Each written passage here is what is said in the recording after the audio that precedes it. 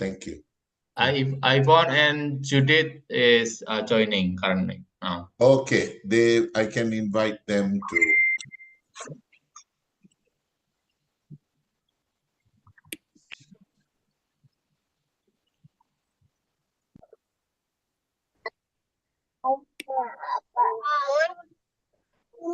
Okay, good morning, everyone. I am Denison Jayasuriya. I will moderate this morning's session. Welcome to all. We have, I think, over 90 to almost 100 people who have registered. This is an important discussion, and so I take the opportunity to welcome all. I see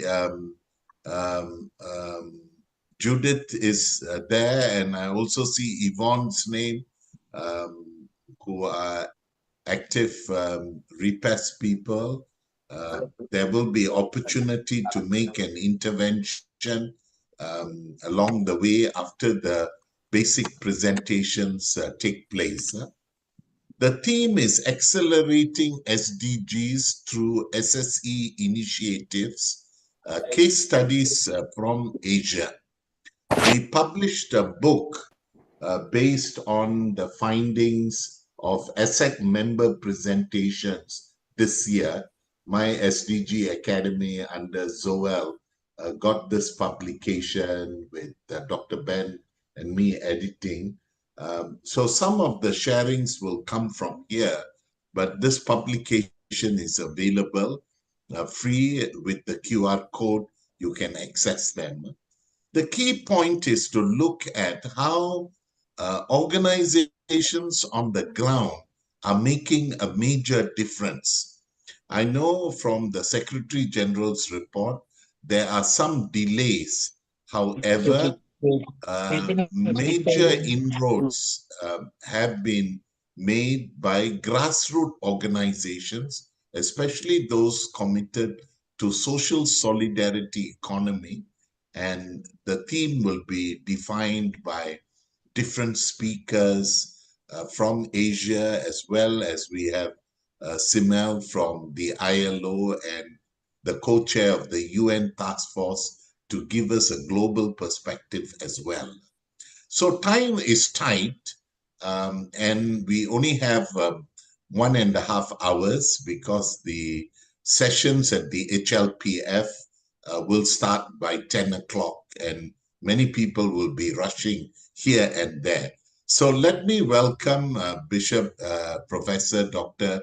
Dennis Ng, whose team actually has hosted this discussion online because they are accredited to ECOSOC, and they are also active members of ASEC. So thank you, Bishop, and over to you for the welcome. On behalf of our foundation, it is my great honor and privilege to welcome all of you to this side event of the United Nations HLPF.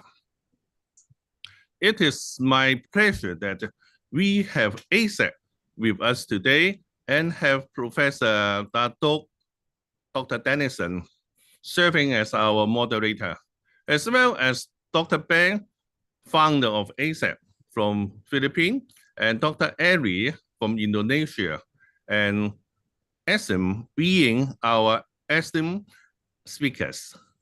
We are good friends that have known many years and collaborate to promote social and solidarity economy. In the coming years, our foundation will hold a special event, and I would like to share with you in advance. We will hold a photography competition and exhibition through the United Nations. This event will feature an attractive reward for the winning submissions. Through photography, we aim to capture the beautiful scenery, cultures, and diverse peoples from around the world.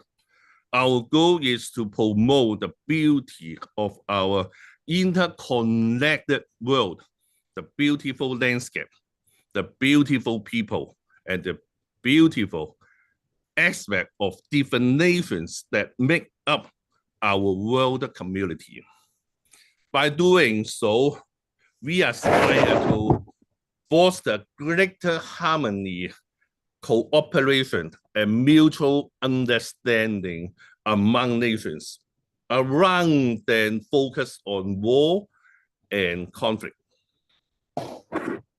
Finally, I am also glad that we have Professor Michael Tai from the Institute of China Studies at the University of Malaysia joining us today. Let us begin our events today by embracing the potential of the social solidarity economy to create a world where prosperity is shared equally.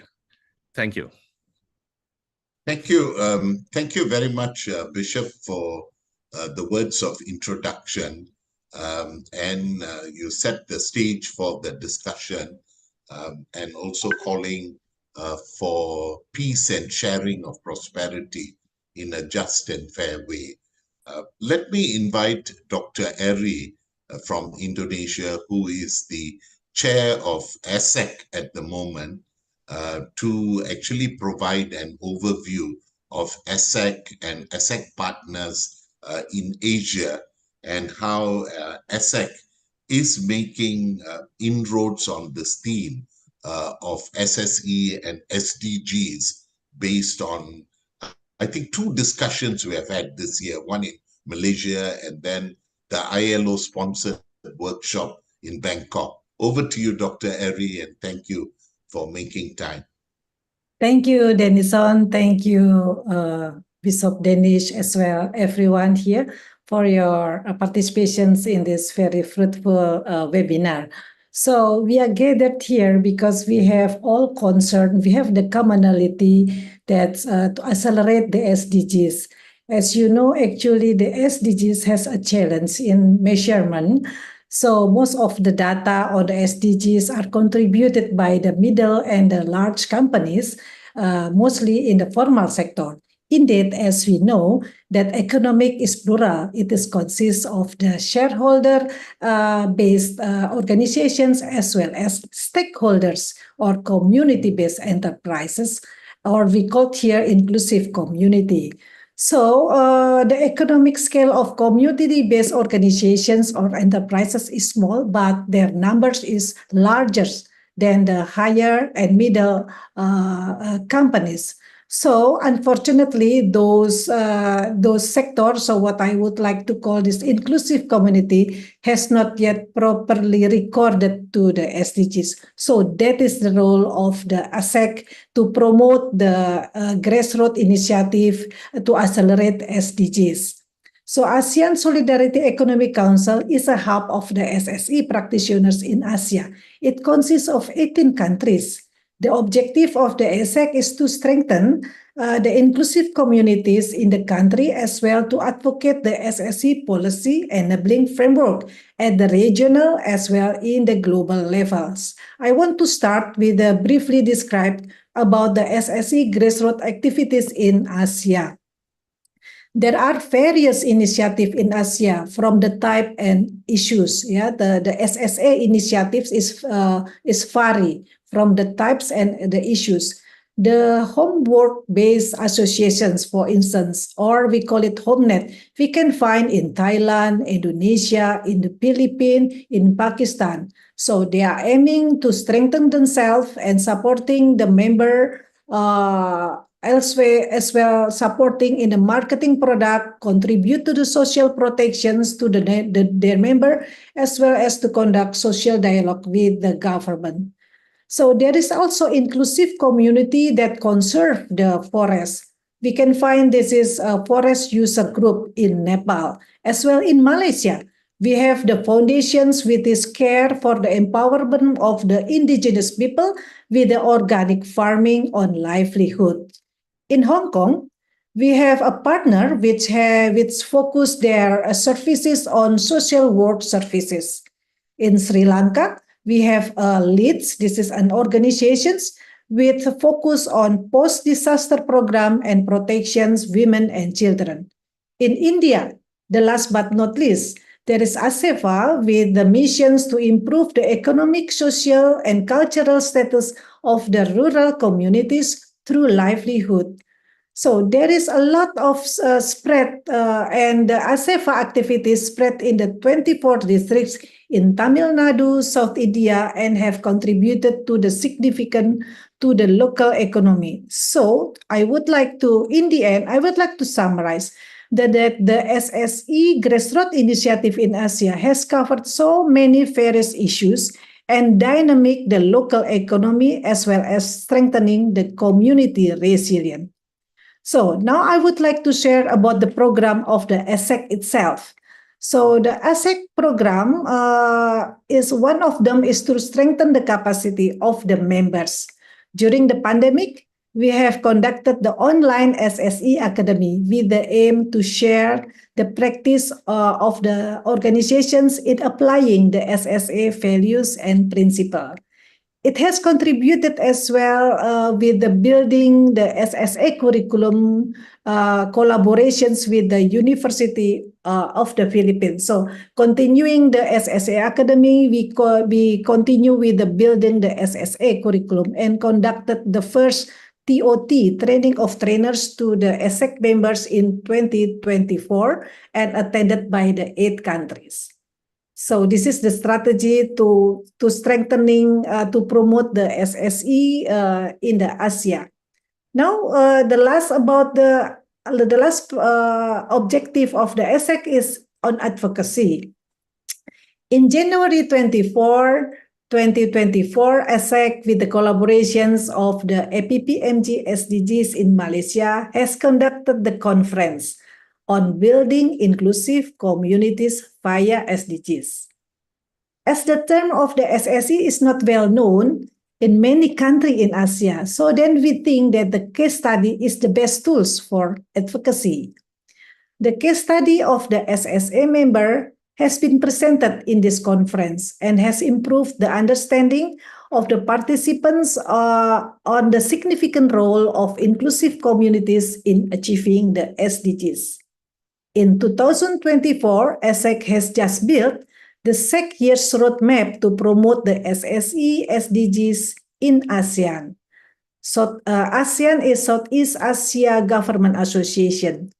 So ASEC will conduct a side event yearly along with the ASEAN Summit. It will start next year with the ASEAN Summit in Malaysia.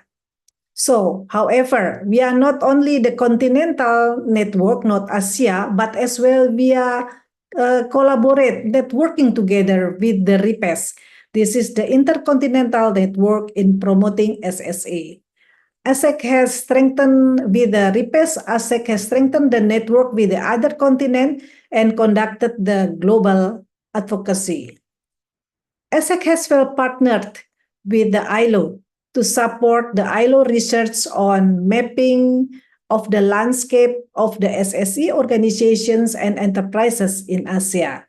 So, dear ladies and gentlemen, dear colleagues here, so I hope that today's discussions, we will listen the sharing from the ASEC case study. I hope this sharing will strengthen our network to influence the effective advocacy on SSE SDGs at the global level. So thank you very much. I give it back the floor to Denison. Thank you. Thank you. Thank you, Dr. Eri, for highlighting the initiatives, the many initiatives among ASEC members, especially in Asia, and ASEC's objectives in building capacity through the SSE Academy and the lot of webinars and training programs and courses, and also the advocacy that you have highlighted. I think these are significant contributions, and later we will hear from Dr. Ben about the ASEAN agenda as well. Let me pass on the time to Simel, because she told us that she has to rush off to catch a flight she is in Washington. I met up with her at the HLPF. We also met up at Bangkok recently.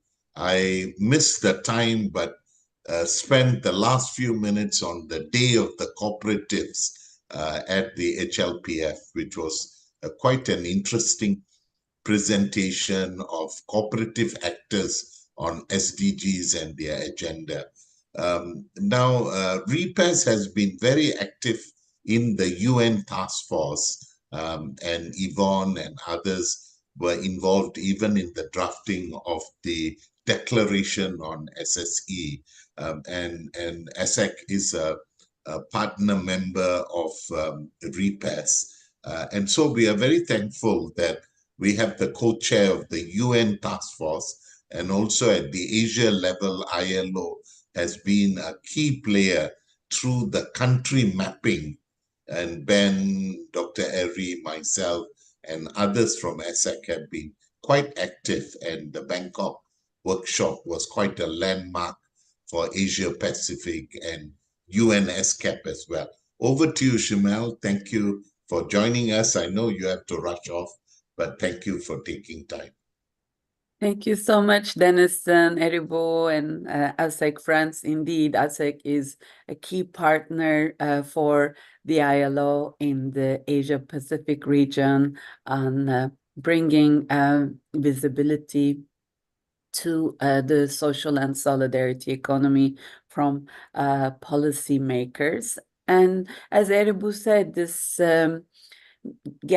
meeting is happening at a pressing time. The high-level political forum is also discussing this issue of the SDGs, accelerating the SDGs, that so few of them are on track, like 15% are only on track, the rest are even regressing. So in this moment, I think it's an opportunity to reflect on the role of the social and solidarity economy and how it does contribute and how we can show how it contributes. As Dennison said, at ILO, we are the lead United Nations agency, not only as co-founders of the UN Task Force on the SSE, but also having a resolution of our own, in addition to the United Nations General Assembly resolution on advancing the social and solidarity economy for sustainable development, which was adopted last year.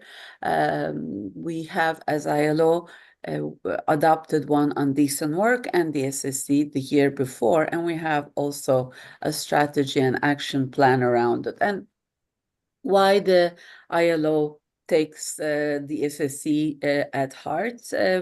Because of the mandate of the ILO for social justice, decent work is well aligned with the values and principles of the SSE, with people-centered model equipped to address the social justice, decent work challenges. Now, one thing Eribu mentioned is that the SSE contributions to SDGs are not well accounted for. And it is an important, I think, observation. Some, of course, are accounted for, but it's not accounted for in a systematic manner.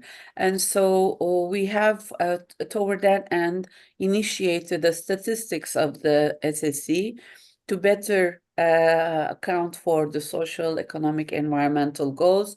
There will be a UN task force technical working group on the topic. It will include representatives from national statistic offices, SSE networks, networks like the Women in Informal Economy Globalizing Organizing. So you will hear from us on that.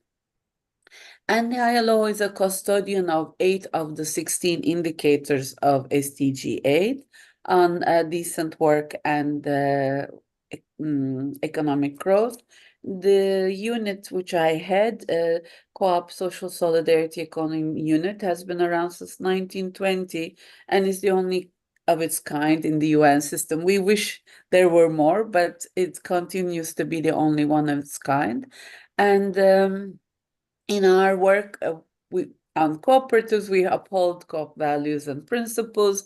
We have an ILO recommendation on promoting cooperatives that many of our member states, including those in Asia, have used to reform their cooperative laws and strategies. And now we are working toward guidelines on decent work in SSE for legislators as well. Coming to Asia, yes, there has been these 2 stages of research mapping the SSE, how it compares to the international definition that was adopted at the International Labour Conference, and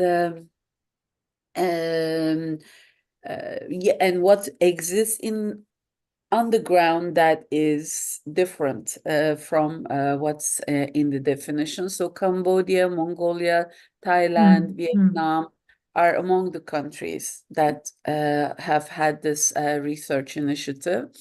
And I think the work needs to be on multiple grounds. Yes, how to enhance, strengthen the grassroots initiatives, connect them to those services and resources they may need. And then at the institutional level, ensuring that support institutions are in place, whether these are for legal or financial or educational purposes. And then at the policy level, ensuring that there is a conducive policy environment. Now, you have heard both Eribu and Dennison mention the Bangkok regional workshop that took place last month. And from this, countries have come up with initial national action plans. So we are very much working toward getting these into discussion mode in the countries, back in their countries, and start moving them forward. And next year is, Dennison also mentioned that he came last week to this workshop, this event, hybrid event at the high-level political forum. This was for a soft launch of the UN International Year of Cooperatives. This will be the second time, and it's happening next year. So this will be an opportunity, I think, to reflect on the critical role of SSE entities like cooperatives in sustainable development, but also have a little bit more dialogue, especially in countries where cooperatives may be better known, but not so much the wider social and solidarity economy. So this is something we also hope to do for next year. And then next year is also the Second World Summit for Social Development and 4th International Conference on Financing for Development. So entities like ASEC, RIPES, UN Task Force, we will make sure to highlight through side events the contribution of SSE and the needs of the SSE in relation to these topics. And yeah, I think I'll stop here, Dennison. Thank you for your dedication to this goal and your partnership, and looking forward to our continued collaboration. Yes, Over to thank you. Thank you very much. I just thought before you have to rush to the airport or something, you told me. Do you want to make a comment on the Secretary General's report Sure. on SSE, which you all, the UN Task Force and others have provided input, which Sure. can be a good framework? Thank you for giving me the opportunity. Yes, the UN General Assembly resolution. I see also my colleague Matthew Cognac from the UNDESA here, and he's another good ally for capacity building events, including on the SSE in Asia Pacific. If member states make a request for it, he can follow through. So like we discussed in the Bangkok workshop, very important that we engage in the Asia Pacific region through the UN offices, but also getting to the governments to make these requests to UN offices like ILO, SCAP, UNDESA, and maybe Matthew can say how we can make those requests. With respect to the UNGA resolution, there were 4 action points. One is for member states to bring on SSE programs and policies and actions to create a conducive environment. The other one was for the UN agencies to take the SSE into their programs and work. The third was for financial institutions, development financial institutions, to address SSE's financing needs. And the fourth was about the UN Secretary General to produce a report every other year with the support from the UN Task Force on the SSE. A draft report has been developed by the co-chairs and with inputs from the countries, and these different entities. We had I think, let me tell you exactly, 15 governments, 8 UN entities, 6 international non-governmental organizations, 2 intergovernmental organizations, and 1 development bank gave their inputs. So we built this report. It's in its final reading. It's open on my computer as we speak. So it should be submitted this year, and it will be discussed at the General Assembly this year. And we hope this will create more momentum and interest among the member states. Hope that covers it, Denison. Thank you. Sure. Thank you very much, Simel, for your intervention, especially the role the UN Task Force is playing. And in that process, our international partners, REPAS, that is observer status at the UN Task Force. And I think that document has become the basis of our advocacy. I think Ben will discuss it later.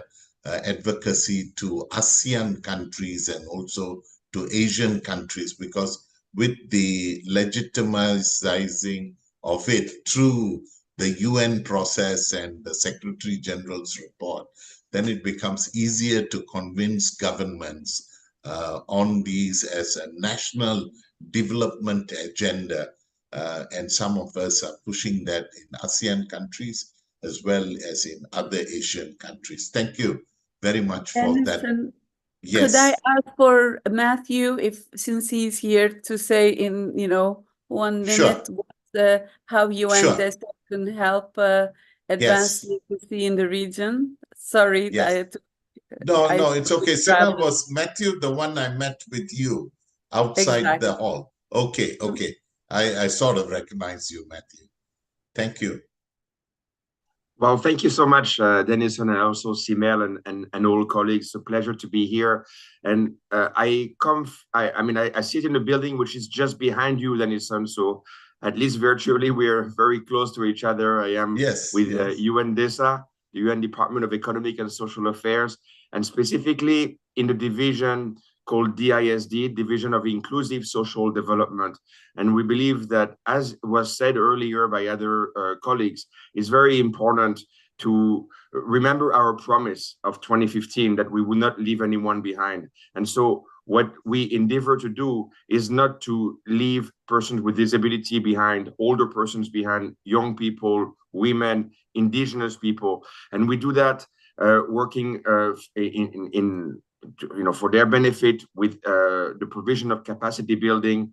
A lot of this is attributed also to families, and we have a component that is, or a unit that is dedicated to cooperatives as well. And so we, of course, agree with you when you were saying earlier, I think it was the lady from ESEC, that so much of the data that we receive is invisible, because what we receive is a lot of times the product of GDP generated by larger corporations, and not the small, medium enterprises, and not the small cooperatives, and not the social enterprises. And so we're very keen at this and specifically at the ISD to associate in whichever way that we can. I was closely involved in the support to the resolution last year that was adopted in April of last year for the SSE, and also very happy to see that resolution actually not only endorsed but used as a foundation the definition of the ILO, from the ILO resolution on the SSE, because up until that point there was not a universally recognized definition for SSE.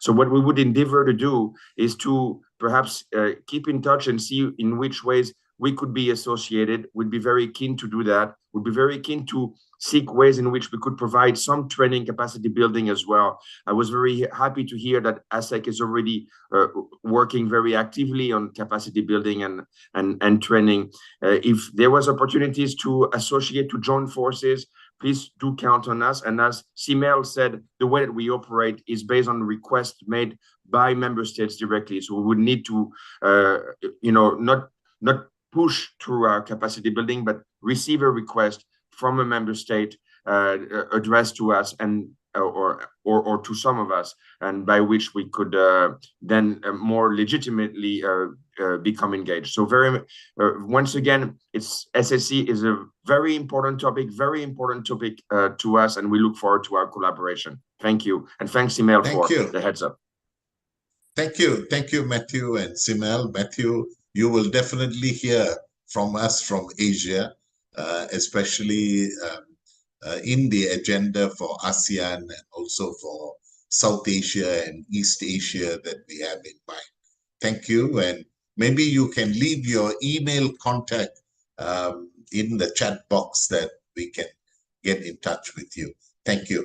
Now, we all know that Asia is really huge, not only in land space, but population, countries, and so forth. It's tough to keep in touch with such a large group. But we thought the next three presentations will capture the essence and dynamism of the work. It might not be comprehensive enough to cover, but at least it will give us some framework and picture. So we've asked Kumar to draw grassroots experiences from South Asia. We have asked Michelle from Hong Kong, China, to cover something on social work and SSE. She's a lecturer in social work in Hong Kong. And then finally, Ben, to the ASEAN agenda for the Southeast Asian countries, where Malaysia would be the chair of ASEAN next year. And Zoel and others are working in detail on the various initiatives we can take on. So first to Kumar, then to Michelle, and then finally to Dr. Ben to wrap up. Dr. Denison, can Yes. I make an interruption that Sure. I'd like to invite everyone to take a group photo first before we hit the presentation of our speakers. Sure. So yes, please everyone, can you please turn on your camera and I'll take a short photo group. I think that we can do it on with one shot. Okay, if you can. can. Let's wait for a while. Yeah. Okay, I'm starting to take a photo. You keep smiling or what? Yeah. Okay, I'll make a count. Okay, 1, 2, 3. That's one. Okay, and let me take another one, please. Okay. Now 1, 2, 3. Okay. Over to you, Dr. Thank you very much. Please post that photo so that we can all have for kenangan and memory. Yeah? Okay, to Kumar from SFA from India, who is also Essex representative in repairs. SFA has played a major role in India, and its lessons are applicable to all countries around. Over to you, Kumar. Thank you, Professor. And I would like to extend my thanks to the organizer, Bishop Dennis, Isaac, and my SDG Academy, and of course to the participants. So in the recent years, the social scientists all over the world believe that SCC plays a crucial role in advancing SDG by fostering inclusive growth, promoting sustainable practices, and emphasizing marginalized communities. So in South India, South Asia, grassroots organizations and cooperatives are pivotal in driving this effort, addressing the local challenges and contributing significantly to the regional development. So let me explain how the SSE activity accelerate the SDG by looking at 4 thematic areas. The first one, empowerment through inclusive growth. Grassroots organizations and cooperatives in South Asia empower communities by addressing local needs directly. They provide platform for marginalized groups, including women, youth, and indigenous community, participate in economical activities and decision-making process. For instance, organizations like ASEFA and SEVA in India have empowered millions of women through self-help groups, cooperatives, microfinance, and skill development programs. These initiatives not only enhanced their livelihood, but also contributed to gender equality and social inclusion, aligning with SDG 5, that is gender equality, and SDG 10, that is reduced inequalities. This is thematic 1. And thematic 2, economic resilience and poverty elevations. So in this, the cooperatives are instrumental in promoting economic resilience and poverty elevation across South Asia.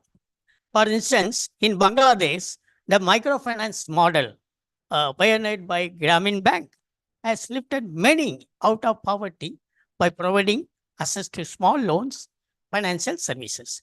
Similarly, the dairy cooperatives, Amul in India, and agricultural cooperatives in Nepal have improved farmers' income and enhanced food security through collective bargaining and shared resources, supporting SDG 1, that is no poverty, and SDG 2, zero hunger.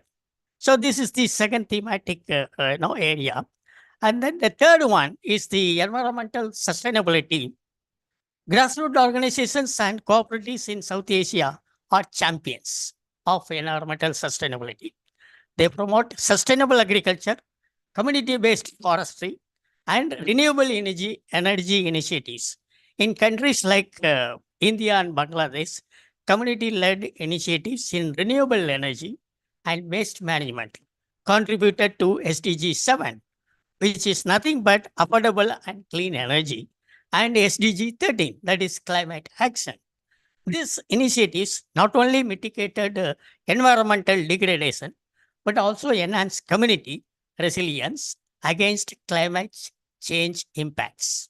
So this is impact 3. And then the fourth one is community resilience and local development.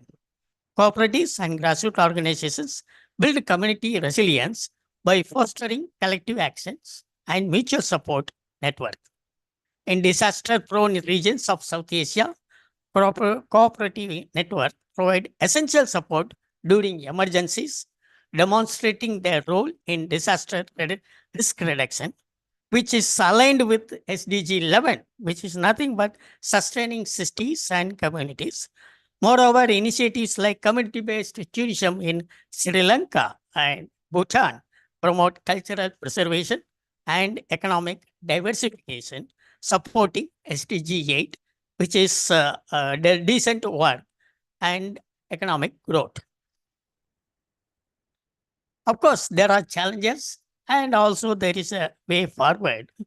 Despite their significant contribution, grassroots organizations and cooperatives in South Asia faces challenges such as limited access to finance, inadequate infrastructure, and policy constraints. Addressing these challenges require strengthened partnership between government, civil society, and international organizations. Policy recognize and support SEC initiative coupled with investment in capacity building and technology are essential for scaling up successful model and ensuring sustainable development outcome. So to conclude, grassroots organizations and cooperatives in South Asia are key actors in achieving SDG through SSE. Their effort in promoting inclusive growth, environmental sustainability, and community resilience demonstrate the transformative potential of SSE in addressing regional development challenges. By supporting this initiative through policy coherence, financial investment, and knowledge sharing, South Asian countries can accelerate progress towards a more equitable, resilient, and sustainable future for all. Through their dedication and innovative approaches, grassroots organizations and cooperatives not only contribute to local development, but also can inspire global effort towards achieving the SDG by 2030. Thank you. Thank you. Thank you very much, Kumar, for that very comprehensive presentation.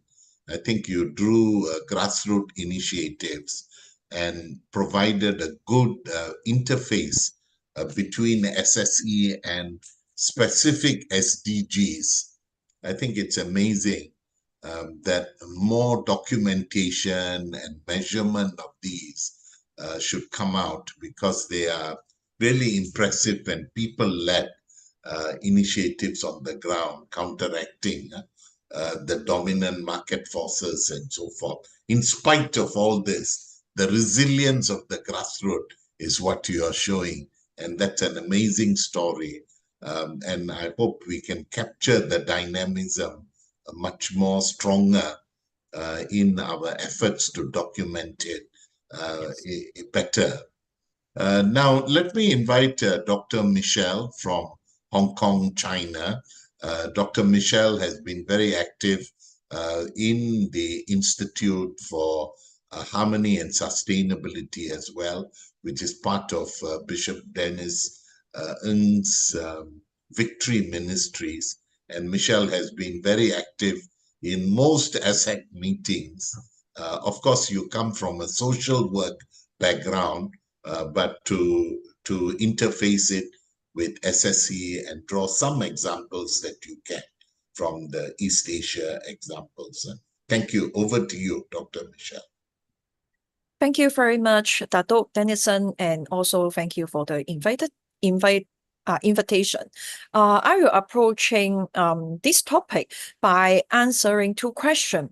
The first one is what is the role of SSE in Hong Kong, and also the perceived benefit from the user perspective. I will do it through in-depth case analysis of two organizations, two SSE in Hong Kong. These two organizations, why they are selected to study, because they are the prestige one and established in the first wave of emergence of SSE in Hong Kong and still survive nowadays. Why they are so important? Because we all know that traditional understanding of the organization is either non-profit or for-profit. But for SSE, it is in the spectrum between non-profit and for-profit. And our full understanding of these two organizations, actually, we know that SSE play a role to fulfill the unsatisfied social demand, which need a high cost that traditional for-profit organization won't pay to achieve. For example, the first organization in Hong Kong that I want to introduce is to provide some experience to able-bodied by the disabled people. So the disabled people provide their living experience to the able person, and through this experience, the able person can understand the life of the disabled. And through this, normally in Hong Kong, the company will buy this service to in order to team building, to build up trust in their company. However, traditionally, we need to employ large group of disabled people. Normally, for-profit organization won't do this. But this organization try to make use of the characteristics of the disabled, which is also their strength, to lead the experience, to inspire back the able body. So this is why they are so special. And the second organization is organizations which is established by, is an SSE, actually they are SSE, but it is established by a non-profit organization. But why they need a SSE? Because this SSE is to provide job opportunities for the mental patient. But this kind of organization is a little bit different from merely employing those disadvantaged. Because this SSE actually provide very special working hours for those mental patients that still need to go back to hospital or to receive some outpatient, some clinic service. But normally for those traditional for-profit organization, it is difficult to cater the mental patient's needs because they may need to see doctor or receive outpatient service frequently. And also, they also need to know about the characteristics of this kind of peoples. And if the employer know that, oh, you have mental illness, normally the employers will try not to employ this kind of people. That's why this organization is so important, because this become a platform for the training of the mental patient. Then, by knowing this background, that come to another characteristic that why SSE is so important, that it cannot be done in a form of non-profit, because in order to achieve that the social benefit, the social mentions that I mentioned, it must be done by the business transaction. Without the business transaction, we cannot fulfill the social demand. Why? Because it is only by the business transaction for the SSE, the first SSE, through the business transaction, the disabled has the chance to in touch with the able person closely, because they need to bring this experience to the able body.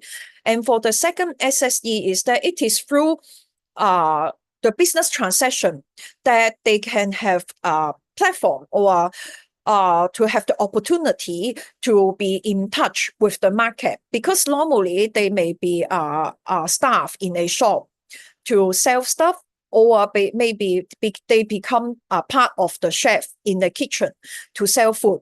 So it become a very meaningful platform for their involvement.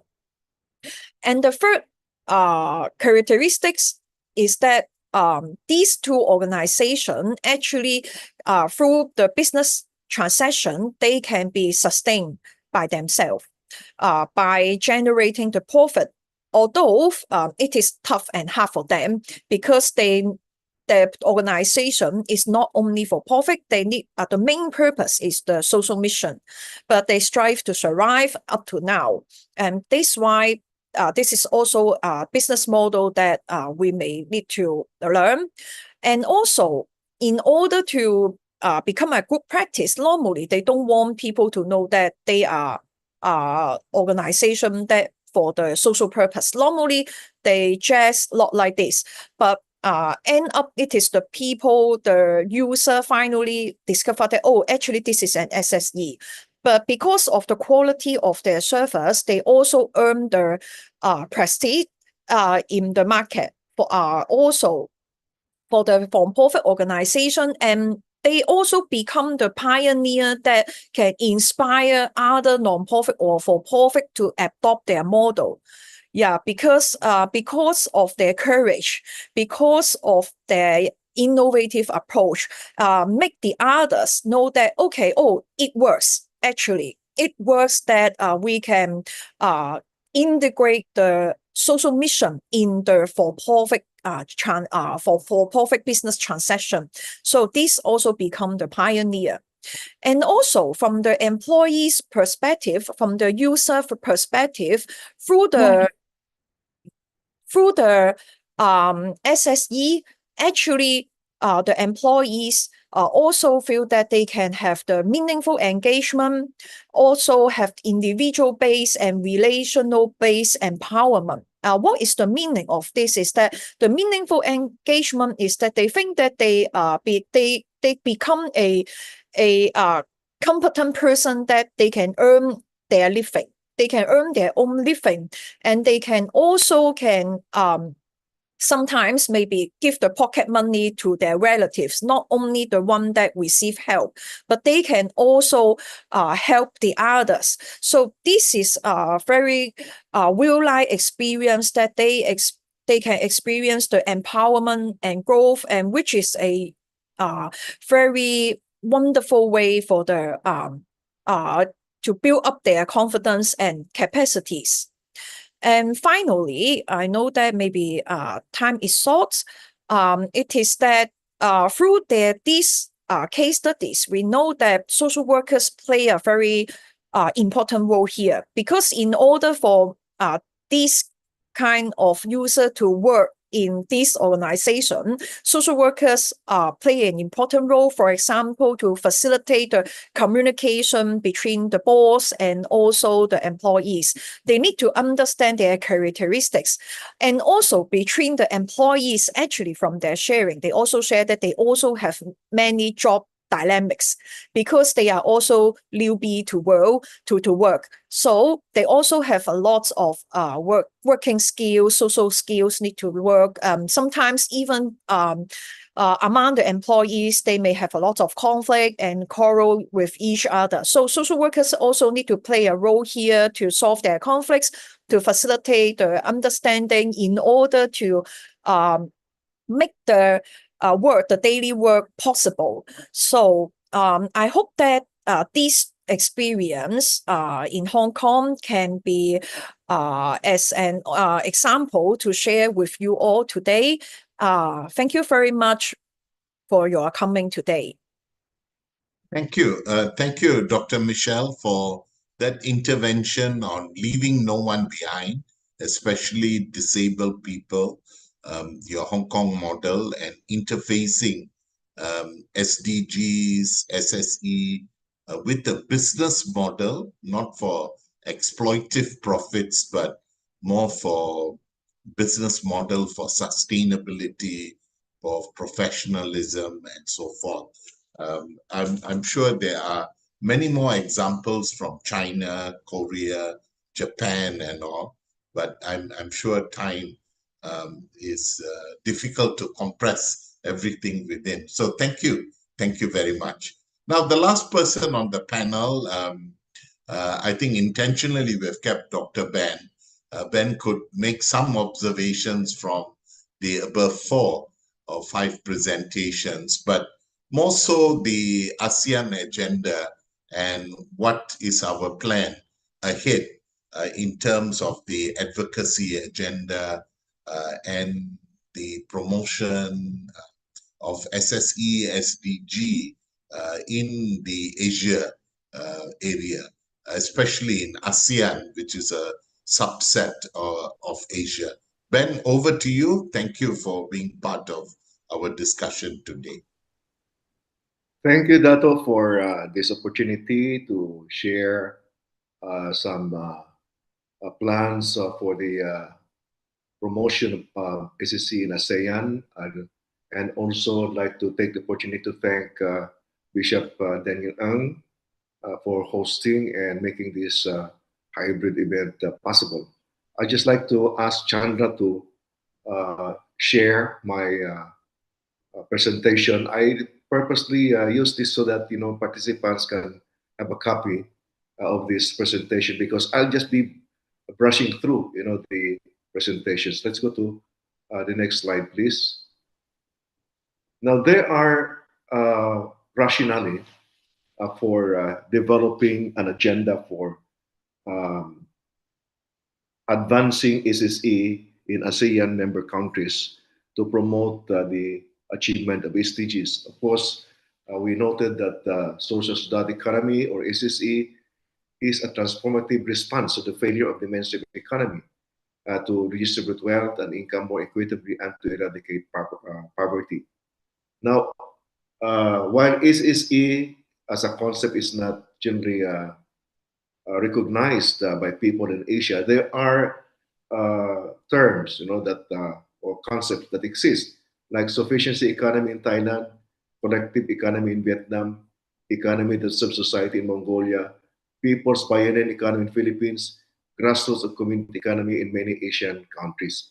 Now, these is the stakeholders.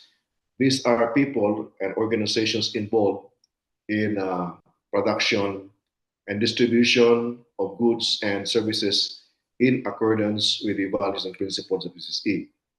So next slide, please.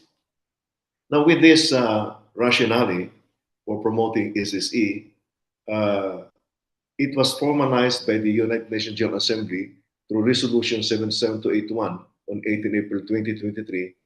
And this resolution is titled Promoting the Social Economy for Sustainable Development Goal. And with this resolution, the UN General Assembly acknowledged that ASEAN can contribute to the achievement and localization of the SDGs, especially the localization SDGs in communities, because most of these actions, strategic actions conducted by SSE entities, are not recorded. They are not included in official government statistics, because the activities are not studied, they are not captured, there are no data, and so the statistical project conducted by ILO is quite important to capture really the contribution of SSE to achieving the SDGs. Next slide, please. So there are many types of SSE entities that operate in many countries in Asia, like cooperatives, associations, mutual aid societies, NGOs, foundations, so enterprises, and also the informal or unregistered self-help groups mentioned by Kumar a while ago. Yeah. So with these realities, ASEC, Asian Society Economic Council, has been conducting a mapping of entities in Asian countries to ascertain the extent to which these entities adapt and put into practice the SSE values and principles. And these case studies has now been published in a book entitled Building Inclusive Economies Through SDGs and SSE Initiatives. I have seen in the chat channel that Zul Ang of My SDG has already sent you a link to this book by APPGM SDGs. Next slide, please. So ILO convened a regional workshop on SSE held in Bangkok, Thailand on June 18 to 19, 2024 for the purpose of discussing ways of strengthening the contribution of SSE to decent work and SDGs in Asia and the Pacific. Now in this workshop, ASEC, in partnership with APPGM SDGs, presented a 6-year development roadmap that aims to strengthen SSE with a view to accelerating the progress towards achievement of the SDGs in ASEAN member countries. ASEAN stands for the Association of Southeast Asian Nations. So the collaboration between ASEC and APPGM SDGs is a good starting point for developing a collective strategy of accelerating the progress towards SDG via the SSE in ASEAN countries over the next 6 years. In other words, we will be asking our partner organizations to be included in this collaborative strategic action. So we're just starting the collaboration between ASIC and APPDM SDGs, but eventually we would like to include as many partner organizations of ASIC in this initiative. Next slide, please. So there are now strategic actions that we have identified for the implementation of the ASEAN SSE Development Roadmap for the next 6 years. The first is to establish a multi-stakeholder ASEAN SSE for SDGs task force. Now, let me clarify that this task force is not a UN body. Yeah. It is a task force that is particularly organized for the purpose of implementing the ASEAN SSE Development Roadmap. And the potential partners that we're looking at are also working at the continental level, such as the International Cooperative Alliance, Asia Pacific, Homeland Southeast Asia, World Free Trade Organization Asia, ASEAN Parliamentarian Forum, and many others. Of course, the ASEC member organizations will be tapped for the purpose of implementing this roadmap. Number two, conduct an ASEAN SSE for SDGs Forum in conjunction with ASEAN Summit starting in 2025, when Malaysia will be host and chair of ASEAN, the ASEAN Summit. The forum will be continued in succeeding years when chairmanship of ASEAN will revolve to other ASEAN member states. For example, 2026 will be hosted by the Philippines, 2027 by Singapore, 2028 Thailand, 2029 Vietnam, and finally 2030 Brunei. And through these years, we'll be monitoring how the member countries of ASEAN have already achieved the SDGs. Next slide, please. The third strategic action is a series of webinars initiated by My SDG Academy. This is training and research arm of APPGM SDGs in partnership with ASIC as a means for strengthening the collaboration and working together members of the ASEAN SSE for SDGs Task Force and in the process of implementing the roadmap. So this series of webinars is meant to bring together different stakeholders, ASEC members, to prepare for the summit in 2025. Number four, organize and conduct an ASEAN SSE for SDGs Academy. Now, this academy, we have set this up in 2020, but we will revive it because we need to train organizations and individuals who will help in cascading or promoting the roadmap. And since the forum SSE for SDGs Forum will be rotated among ASEAN member countries, we need to organize a group of individuals or organizations that can help in promoting the SDGs, the roadmap, as well as in conducting and hosting the annual ASEAN for SSE for SDGs Forum. So we will be contacting our member partner organizations and asking for their collaboration and identifying individuals who could be trained for this purpose. For example, in the Philippines, we have already intention or plans from the Quezon City Public Employment Service Office of the intention to develop a plan for the purpose of engaging the governmental bodies in the Philippines for the purpose of promoting the SSE in the Philippines. So in 2025, April 2025, APPGM SDG will host the ASEAN SSE for SDGs Forum during the chairmanship of ASEAN by Malaysia. Now, more details will be circulated on this event in the coming days. Next slide, please. So in preparation for this ASEAN SSE for SDGs Summit 2025, the Bayan Family Foundations in the Philippines, in collaboration with ASEC and APPGM SDGs, will organize an SSE for SDGs Forum in November 2024 in the Philippines. The event will serve as a preparatory step towards the ASEAN SSE for SDGs Summit in 2025. And this summit in the Philippines, it is also understood by the stakeholders in the Philippines that we will be preparing at least at more than 1 year in advance for the ASEAN Summit that will be hosted in the Philippines in 2026. So from Malaysia, the summit will be hosted in the Philippines. So already in the Philippines, we're preparing everything so that by 2026, we can leverage on what has been achieved, what will be achieved in the summit in 2025 in Malaysia. So there are various ways by which your organization can do to help promote the ASEAN SSE development roadmap, particularly in the task force, in the webinars, a series of webinars, and also in the academy. We'll be, inviting you to actively participate in these events, and we look forward to partnership with your organization in advancing the SDGs through SSE and your organization's participation in organizing and conducting the above-mentioned events. Thank you very much for listening. Thank you. Thank you very much, Dr. Ben, for a very clear presentation. These points were discussed by the working group at Bangkok, and in many ways, we were able to identify and list them.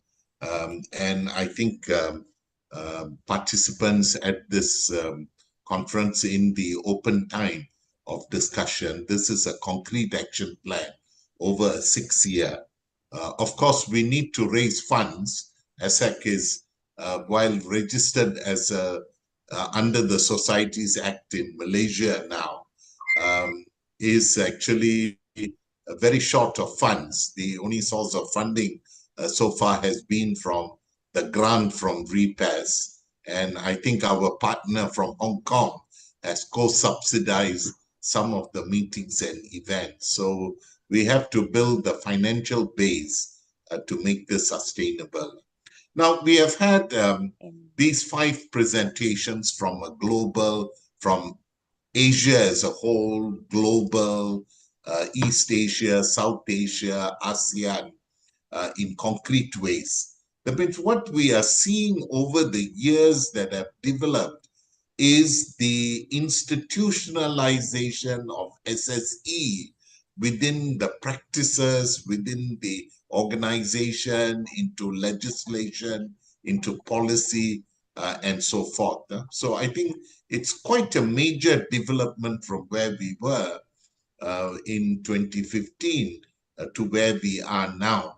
And I think in the next coming years, especially with the UN Task Force initiatives, the UN resolution, the Secretary General's special report, it's going to enhance SSE as the vehicle for accelerating SDGs, and Asian grassroots movements might play a major role. Now, we'll open for open interventions. I think we are guided by 3 minutes. Chandra told me we are already behind time by about 10 minutes. I have 2 or 3 people who I think Chandra made request, as well as I got it from a note that was sent to me. I would first invite Pumsap from Thailand. She has been very active in ASEC and the HomeNet movement to make an intervention. And I'll also invite Judith, who has been a major actor in the REPAS context. And we know Judith has a lot of input on China, on the community-supported agricultural initiatives. And I also thought it's significant.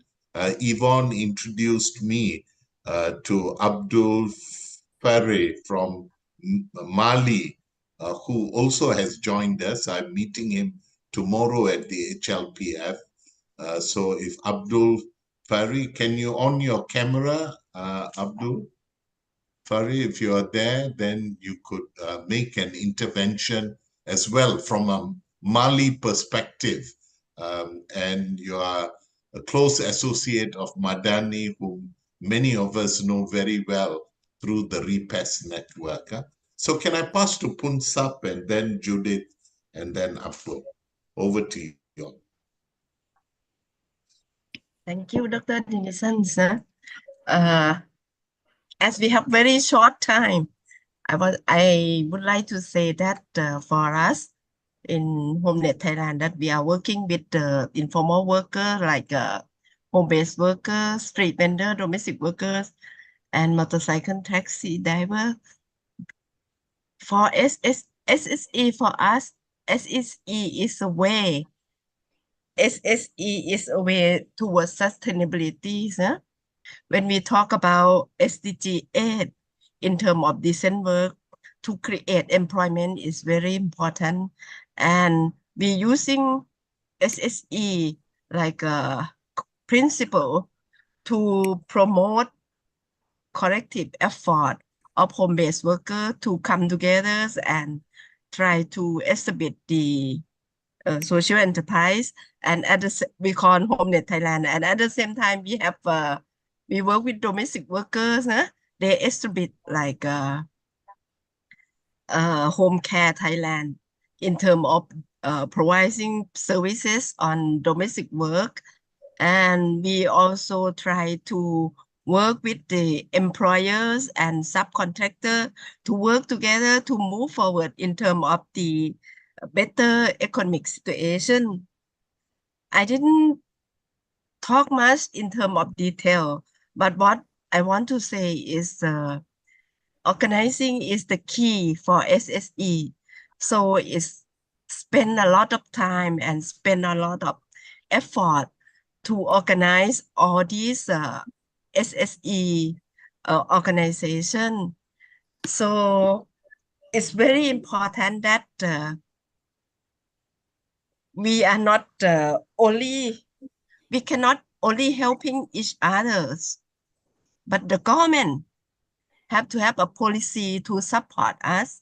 So I strongly support ASEC in terms of moving for advocacy for ASEAN government. Thank you. They have to support us. Yeah. Thank you. Thank you very much, Punsap. I think HomeNet, not only in Thailand, but also Philippines, and we know of Umi's work in Pakistan and other parts of Asia is also very significant. It brings the gender and the informal sector into formality. And I think Thailand's peaceful demonstration in Bangkok has been a key advocacy, because you move thousands of grassroots street vendors in that. So thank you very much. Can I invite Judith to make an intervention? Judith? Thank you so much, Dennison. First of all, greetings on behalf of the RIPES International Coordination, of which I'm one of the members. My role as past president of Urgency, the Global Community Supported Agriculture Network, is very much related to SDG 2 and building the bridge between social solidarity economy and food sovereignty has been my key work for the last 12 or 15 years. Firstly, I would like to mention that in one of the current ongoing policies that we are working on in the Committee on Food Security in Rome is a policy on reducing inequalities. And although the final vote will be in the session next October, for the moment, one of the articles contains a reference to social and solidarity economy, which is a first over and above the ILO. So this is something we can all use in our work after October, and it's extremely important. The second thing is a request I would like to make.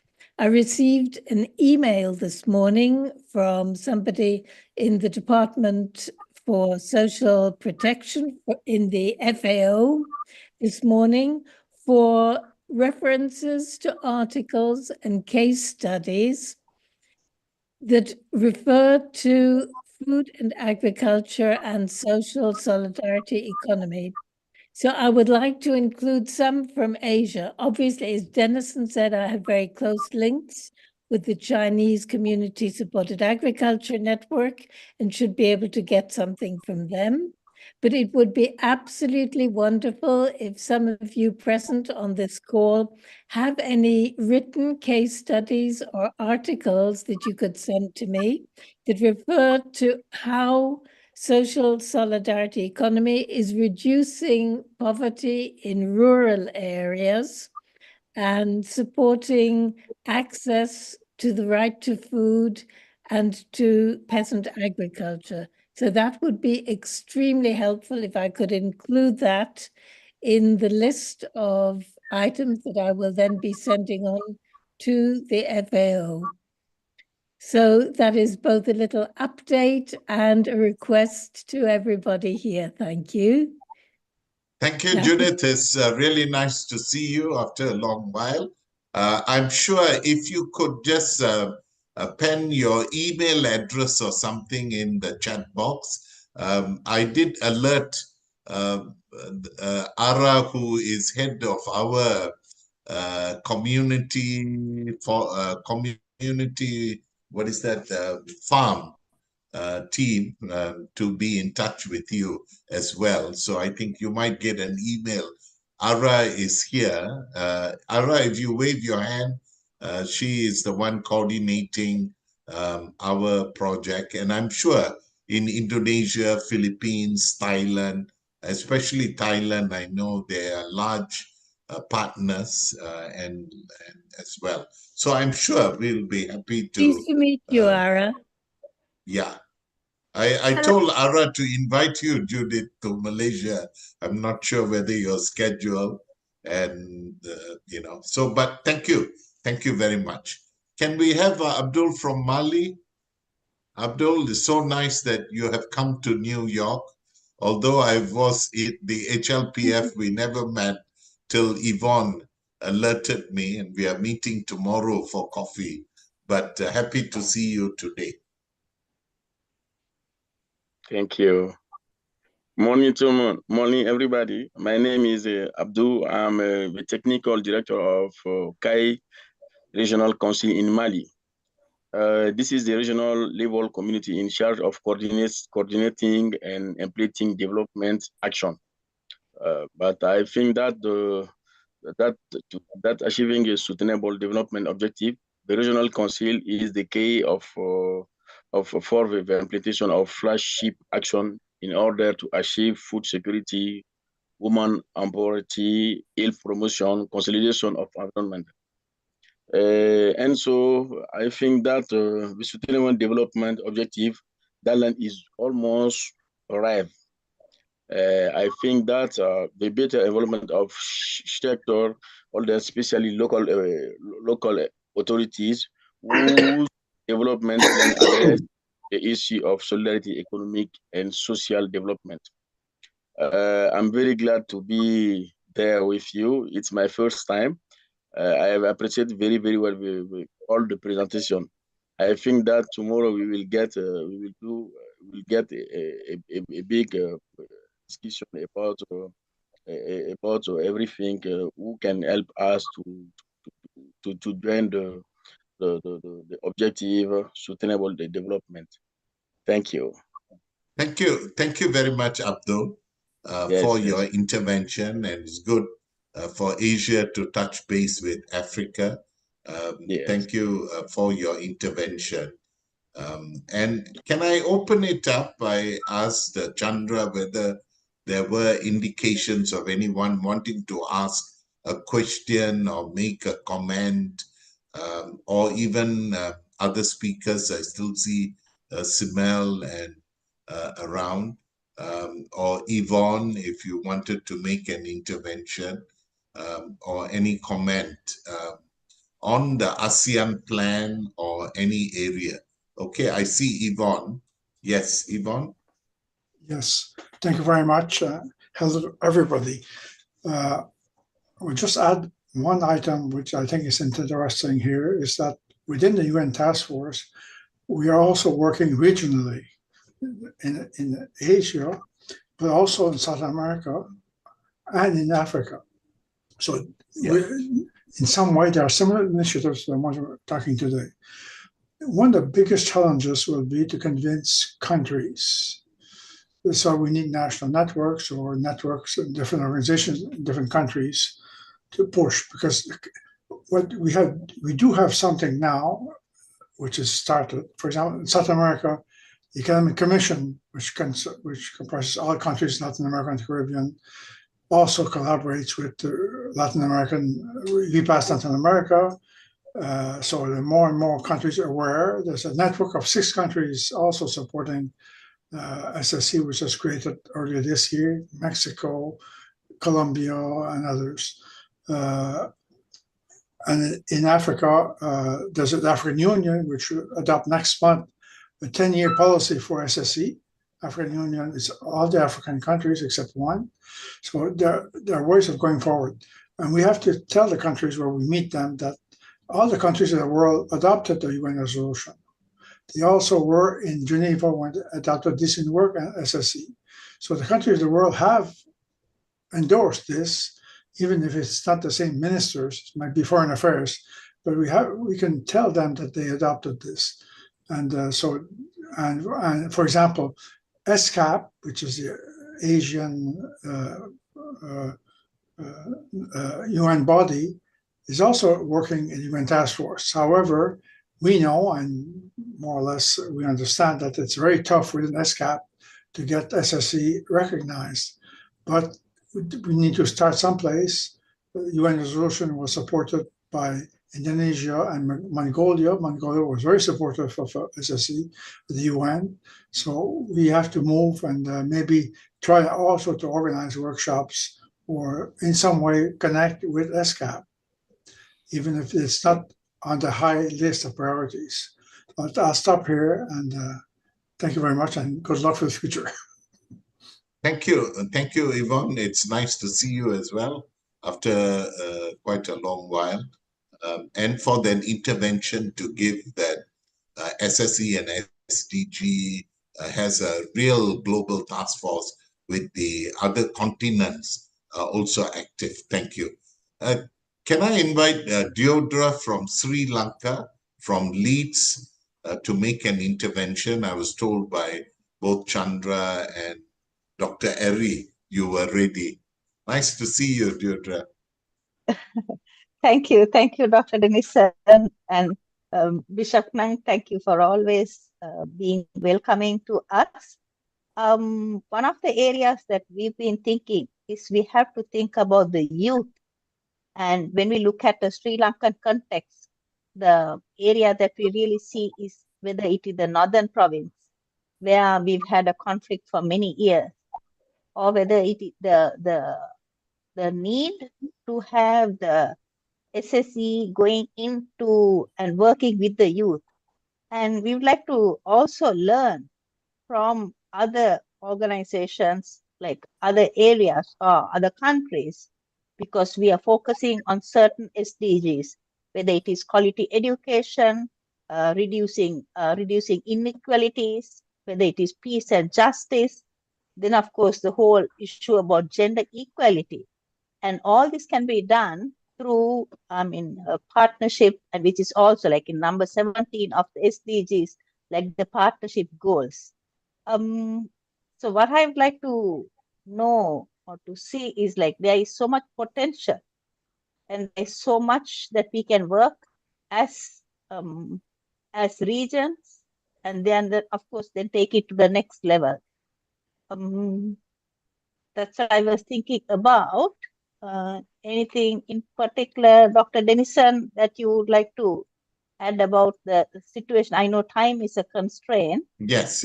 I think that's fine. I know Leeds, with the support of Bishop Dennis Ng's Victory Ministries, have been doing some work among unemployed youth in the north, organizing them in the village context, and also putting them into skills training and other opportunities. I think your point on youth so far has not come out, and also our youth speakers are not around. I know they're all quiet. Zoel is around, but she might not feel she is so young. Panir is around and so forth. But I think that's an important theme because with the summit of the future, this becomes quite critical. Yeah. Any points, or can I see anyone else who would like to make an intervention or comment on or a question? Ara, or I mean, I'm calling those. Sure, who's this? Panir, yeah. Yes, Panir, please. Okay, I think I'm actually a newbie here, looking at the giants. So it's actually with APPGM SDG and also Dr. Dennison, it's a great learning in terms of promoting social solidarity economy as well as creating collective organizations at the grassroots. So I really hope that our partnership will continue, as what Mr. Dr. Ben said, in our coming years, together with our webinars as well as our conferences. We can always learn from each other. I've been to Jakarta, I've been to Kumar's place as well. So it's really a lot of learning that taking place for me, and also to develop our partners in APPGM SDG as a whole. Thank you very much for the opportunity to Dr. Dennison as well as our other leaders here, Dr. Harry, Dr. Ben, and others. Thank you, Dr. Okay. I think one of the important themes that are emerging is also mentoring the next generation of SSE leaders. And I think for ESSEC that becomes quite critical as many of us reach our 70s now. It's good. No discrimination by age, but I think we need to ensure very clearly the next generation of people who we should bring in and to be active. Anyone else with a question or comment? I think we have a minute or two. Yeah, Dr. Eric, are you wanting to come in? Yes, I see many. okay. Yeah, okay. I think the things that I would like to hear the results of the high-level political forum itself, how they talk, how we can use this meeting for the SSE promotion. So because we are more outside of this forum, so might be Dennison can share how much is that this UN forum can accept or can open the dialogue and give a chance of the policy advocacy for SSE. So this question goes to you, Dennison. Thank you. Yeah, I think HLPF is a good opportunity. I know in the past, Judith has moderated sessions with repairs and urgency, and I've gone out on field visit to look at urban farming project in the city of New York and so forth. I think one major struggle for us is, unlike the cooperative movement or the parliamentarians, they brought their network to New York and had a major site event or a special event. I know the parliamentarians are meeting tomorrow. The other day, the cooperative movement met. Then they have a regional and so forth. So it is actually lobbying within is one key area. So site events is a possibility, but more so in the ministerial declaration to get it in. We have the major groups and stakeholders movement, which is around, but there is no dedicated SSE agenda within that. So there is a lot of advocacy to use the UN institution.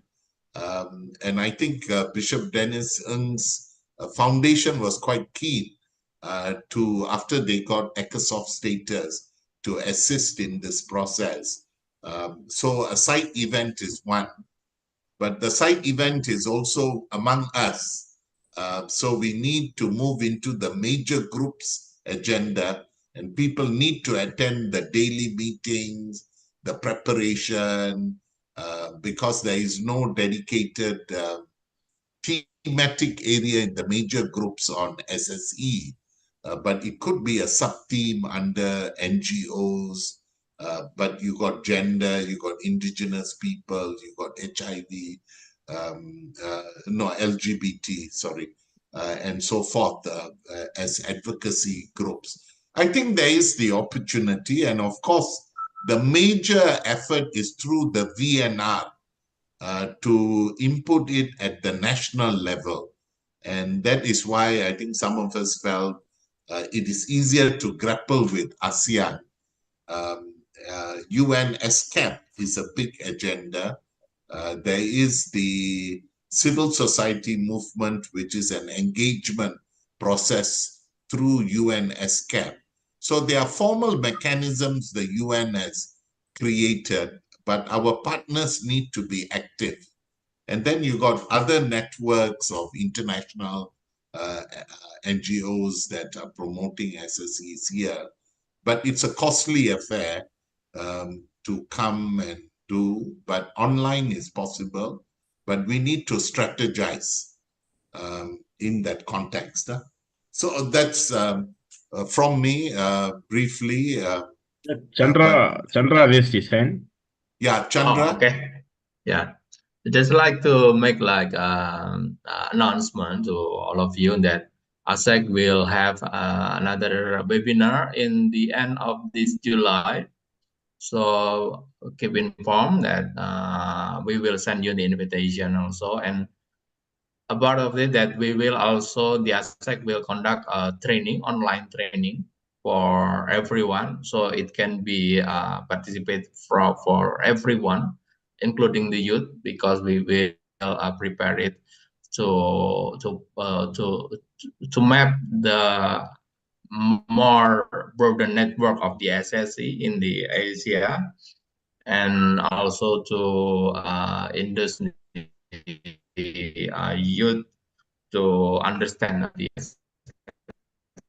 perspective in their economy. That's all the announcement from me. Thank you, Chandra, our coordinator for ASEC from Indonesia, very active young man online. Zoel In from Malaysia, from the My SDG. Do you have a comment or note on the webinar or publications or anything? Thank you, Doctor. Hello, good day, everyone. So I have shared in the chat box, the first PDF file is the book about building inclusive communities that you can see from my the backdrop here. And second is what the webinar that Chandra has shared. This is a build-up event. So in the upcoming months, every month, last week of the Wednesday, we will have different resource person to talk about the regional and the ASEAN development, and also some reflections on the SDG and then also SSE process. All right, so welcome, and we will send it through email to you as well. Okay, thank you very much. I think time is up. Thank you for spending time this morning or evening your side with us, ASEC and other partners. I thank the REPAS representatives here as well, the ILO and UN DESA, Matthew and Simel, who also joined us in the process, all the speakers, and especially to Bishop Dennis. It looks like there is more work to be done. And I think this is a good indication of this. And Matthew has offered assistance. I told Zoel, get his email, do write to him immediately, write to Judith immediately and book them because we can do online or we can do face-to-face as well. So thank you very much. I think in conclusion, it is without doubt that SSE is making major inroads, but somehow our message, a political message and advocacy message, doesn't seem to be strong enough to get the attention of politicians or national leaders and so forth. But I think the major breakthrough is the UN task force, the UN resolution, the UN Secretary General's report on SSE. And if we popularize this, I think we have a major role to play over the next 6 years towards 2030. ASEC, through the ASEAN agenda, which Ben described, has a key role. But when we say ASEAN, we are not excluding South Asia and East Asia. We are seeing it as an en bloc in terms of training, support, partnerships, technical assistance, South-South cooperation in that way. So with those words, thank you very much, and let's be in touch. And I think Chandra has your contacts. This is recorded. I think he will release the video recording soon to us. He has already released photos. He and Panir have been non-stop taking photos. My WhatsApp is flooded with all kinds of photos. But thank you, and let's be in touch. Thank you all for being part of this process. And let's carry on the good work and carry on the advocacy. Okay, thank you to Chandra, Zoal, Panir for the backup support to host this event. Thank you. Thank you, everyone. Thank you. Thank you. Thank you, Thank you. Bishop. Thank you, Thank you. Denison, Ben. Thank you. Thank you, Matthew. Yeah. And others. Thank you. Bye. Deodra. Yeah. Thank you. Good to see Thank you. you, Bishop. Bye.